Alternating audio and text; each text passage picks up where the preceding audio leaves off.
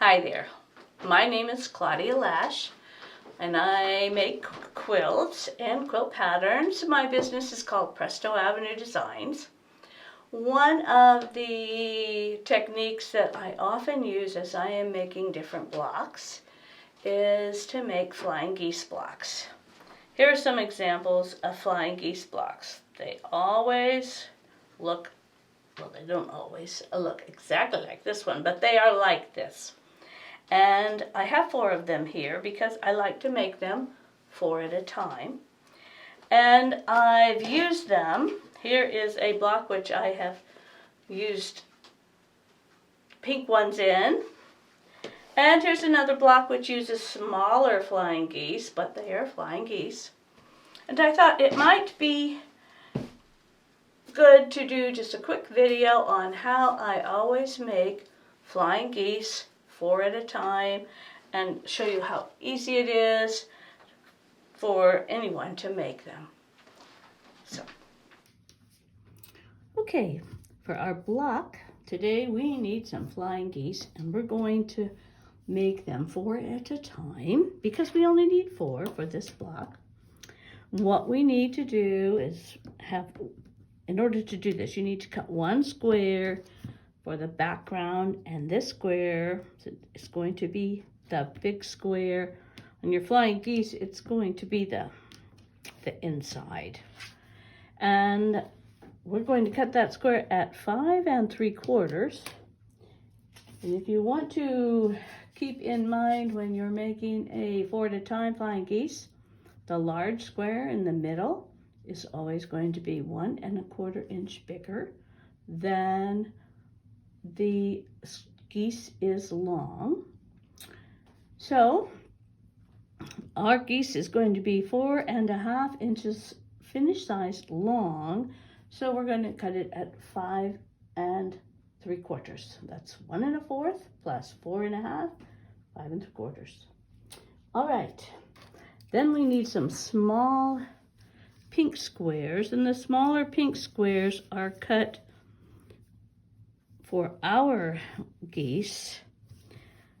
Our geese is going to be 2 1/2 by 2 1/4 by 4 1/2. A flying geese is always twice as long as it is wide. So these are cut 7/8 of an inch bigger than the final width.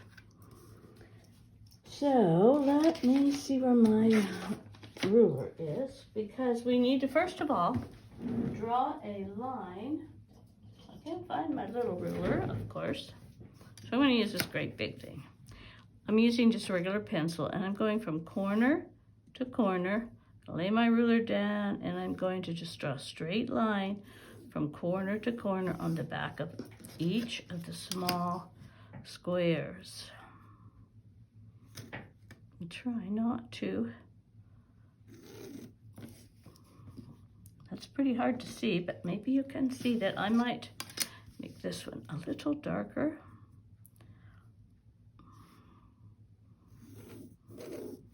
There.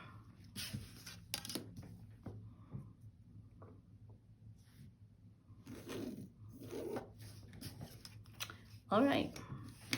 Now then, we're going to lay, this is our background, face up, right sides up. I'm going to lay one of the squares face down with the line up on top, lining up this 2 edges and the point at the top. I'm going to flip this around, and I'm going to add another square in the same way, lining up the edges with the corner. And these lines that we have just drawn should line up with each other. I'm going to go to the sewing machine and sew 1/4 inch away from this line on this side, and then I'm going to flip it around and sew 1/4 inch away on this side. Okay, here is the square. It's sewn, I don't know if you can see this white thread here, but it's sewn 1/4 inch away on each side. And now I'm just going to use scissors. You can use a rotary cutter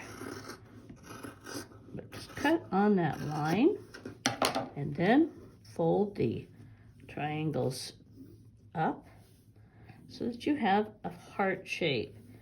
And then we're going to go to the ironing board and press both of these so that we end up with 2 hearts nicely pressed with an extra thread in there. Okay, 2 hearts. And now we're going to take one of the squares that are left and lay it down so that it lines up on the bottom of the square, and both edges are nice and lined up. This line should go right between the 2 peaks of the hearts, and I usually put a pin in there. And then I'm going to sew 1/4 of an inch away from this line right down here, flip him around and sew it on the other side. And I'm going to do the same thing with this. Line this up.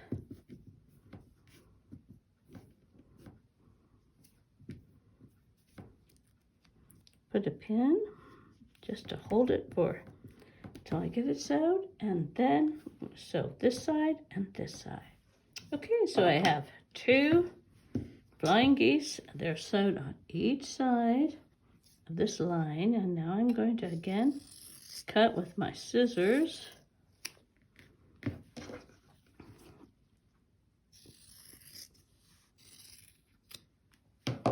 And then I'm going to take these to the ironing board, press this triangle back on each one, and I will probably trim off the little dog ears here. Okay, I spoke incorrectly a minute ago. I said that these would measure 2.5 by, or 2.25 by 4.5. That's the finished size.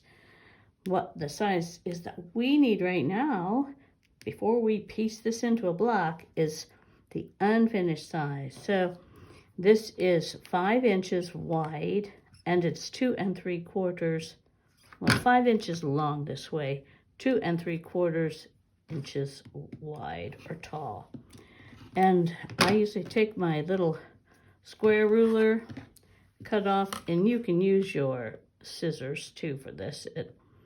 I usually just check them to make sure if there's anything that's way off, to trim that down. And then I have a flying geese that's all ready to go.